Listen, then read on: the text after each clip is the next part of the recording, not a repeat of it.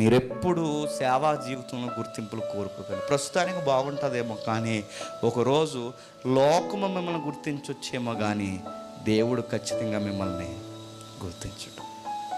గుర్తింపులు ఎదికారో అది సేవలైనా సంసారాలైనా బయటైనా ఎక్కడైనా మీరు చూడండి, మీరు పక్క వారితో కంపేర్ చేసుకుని ఈడికన్నా నేను ఒక మెట్టు ఎక్కువ ఉండాలని అనుకున్నావో ఓ మెట్టు దిగిపోతావు. దేవుళ్ళు నేను ఇంకా పైకి ఉండాలని నిన్ను నువ్వు ప్రమోట్ చేసుకోవడం ఏదన్నా ప్లాన్ చేసావో, అంటే నువ్వే షేర్ చేయడం, నువ్వే అన్నీ చేయడం, నువ్వే ప్రమోట్ చేసుకోవడం, నీ వీడియోలు నువ్వే షేర్ చేసుకుని ఇదో రకం ఉంటారంటే బ్యాచ్, ఇలాంటివన్నీ షేర్ చేసి లైక్ చేయండి, షేర్ చేయండి, రేపు కూడా పంపిస్తాం షేర్ చేయండి అని ఇలాంటి యాసాల గుర్తింపు వరకు వేసావో ఎప్పటికీ దేవుడు నేను గుర్తించు చెయ్యి.